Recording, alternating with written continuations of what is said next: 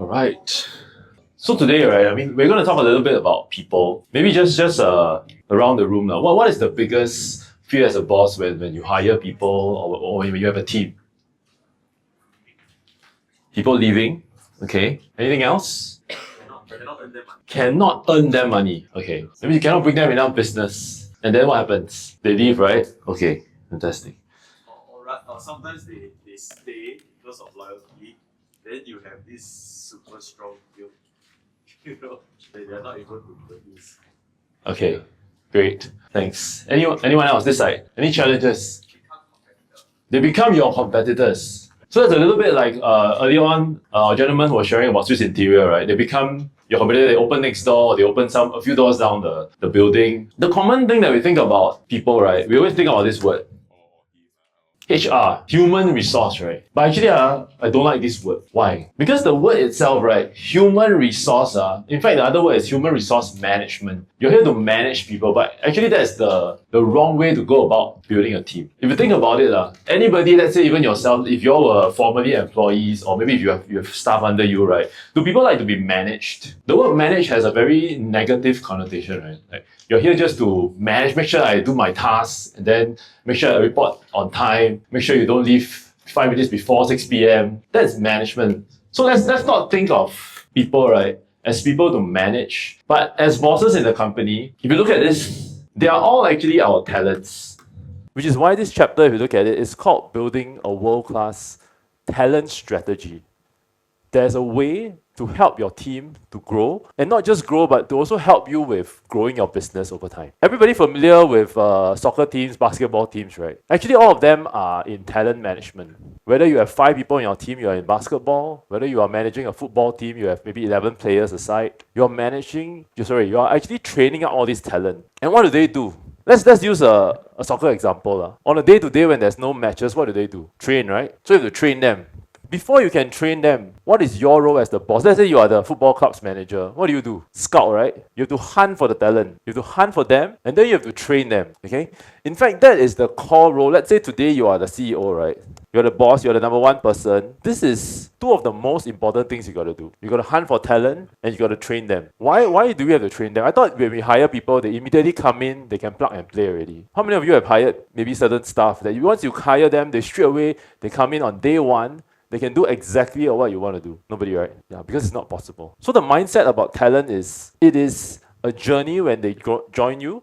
Earlier on, Melvin talked about the whole purpose of your business, right? When you have a purpose, when you have a king product, they are drawn to your business because of your king product or because of your purpose. What we're talking about here is not your people who will just come in and wait to clock off at 6 p.m. Do we want those kind of people in our team? As bosses, we don't want, right? We want the people that will, in a way, automate.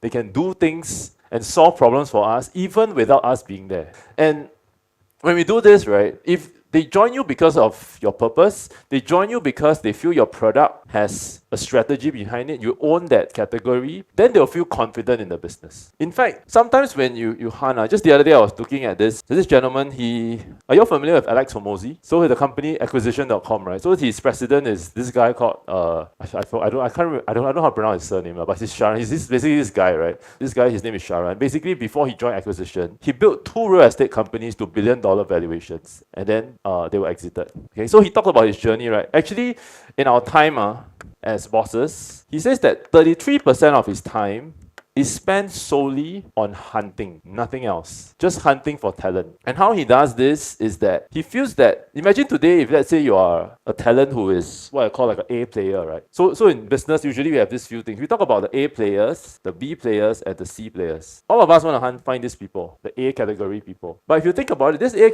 people, right, if they are already so good, would they be usually looking for a job? Would they be looking for a job? That means would they be on, I don't know, JobStreet or Indeed.com or Glassdoor looking for a job? If they're already so good, probably not. So how do you then find these people? So he was sharing in his newsletter, it's just a quick breakdown, is that he spends his time basically, number 1, he uses LinkedIn, use AI. He will go and craft a prompt basically to search for these people online. And then he comes back and he tells them that, okay, there's this couple of people. And when he messages them, right, he says that it's not about asking them, do you want to come and join my company? In fact, he asks them, I've got this interesting opportunity. I know you have this company. I see you do very interesting stuff at this other company. By the way, I'm with so and so, and he just leaves. He's just connecting basically. And what he wants to do is every day he sets a target for himself. Every week, right, he'll talk to 12 different people to build his database. Just like as business owners, we love to go and network. We love to meet other business owners. There's 25 of us in this room today. You'll be networking. You'll be building businesses. So that is similar. In fact, when you're hiring,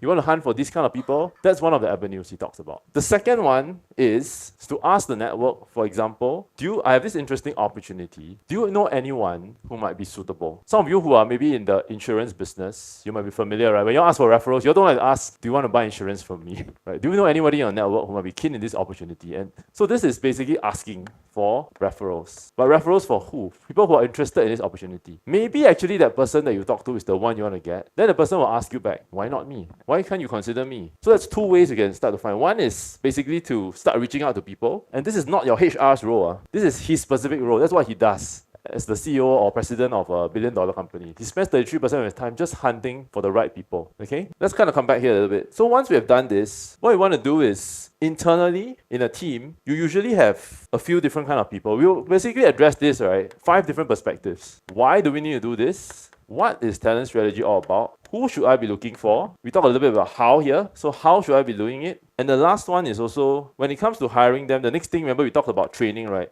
When should I be training them? We're going to use some of the slides here. Let's look at this person. Anybody familiar with this gentleman? I'll give you a clue. This is the clue. Yeah, that's who it is. So here's Johnny Ives. Now today I'm not going to talk about the iPhone, but Johnny Ives, back in 1997, right, when Steve Jobs was invited back to join Apple, what happened was he asked to speak to Johnny Ives in 1997. So Johnny Ives he's basically you can see him as a product engineer, right, in Apple. And when he went to meet Steve Jobs, right, actually, if you go and do research online, in that meeting, he brought along a resignation letter to meet Steve Jobs because he was worried about his position. Like whether, why does Steve Jobs want to meet me? Does he want to terminate me? I think I better resign first. I don't want to go through the hassle of being terminated. So this was actually what happened. And instead of doing that, right, when he met Johnny Ives, he spoke to him, they had a conversation, and the conversation turned out, right, into him being appointed to design this. Because back then, when Steve Jobs was brought back to the company, it wasn't because Apple was doing well. Apple had 150 products, but they were losing money. So if you are familiar with the story of why Steve Jobs was brought back, right? So he immediately, when he came back, he actually killed off more than 70-80% of this product. Yeah, he narrowed it down to just 3 of them. And one of them was this product here, known as the iMac, right? So why are we talking about him is that when Steve Jobs met Johnny Ives, he was the one that felt that this guy is going to be the guy that's going to design something that will turn Apple around. And true enough, so when they did this, they sold many units of this. It's what saved Apple, and that's why Apple is kind of alive today because of this gentleman. Steve Jobs was the boss, yes, he was the CEO, but because he had a talent behind him that was able to create and put that kind of thought process behind creating a product, right, that not only changed the face of what personal computing was about. If you all have watched some of the movies about Steve Jobs, read his book, you all might be familiar. So it's about how a talent like Johnny Ives, and then after this product, he launched many other products. The iPhone, the iPad, and all these different things, right, were all born because of him, because of talent, okay? As the boss of companies, right, sometimes we are very distracted. We have new things that will come up. And earlier on, I think Melvin also mentioned, actually, as bosses, we need to do less things. And we need to focus on what really matters. And for Steve Jobs, right, if you read his autobiography, every lunchtime, he'll meet with either his COO, which is Tim Cook, or he'll meet with Johnny Ives. That's his routine, during lunch, right? We want to avoid doing this because some of the things that we chase maybe are shiny objects. Maybe if you have a team, sometimes they'll come to you and say, hey, boss, I got this new idea. Should we try this? Shall we try that? And then it distracts you away from your core king product. See some smiles over there. Okay, so the first thing we're going to talk about, right, is us as the bosses. The CEO's core responsibility only has 2 things. Earlier on we talked about it. It's basically to hunt, to find the right talent, and to train them. So when you train them, later on we'll deep dive a little bit into what this academy or continuous learning school is about. So it's very simple. We just have these 2 things, okay? There are of course certain quotes that are quite apt, when you build a business, right, you don't actually build a business, you build the people that build the business. Which is why these 2 things are actually 2 of the most important things in your role. It is not to do anything else in the business. It's to hunt for the right talent and train them. Because if you focus enough energy and time on these two things, later on we can do some exercises as well. If you look at your calendar, right, and you're not spending enough time doing these two things, you're doing it wrong. You won't be able to grow a business. Okay? So in Singapore, I mean, there are some of these companies, you can go and Google them as well.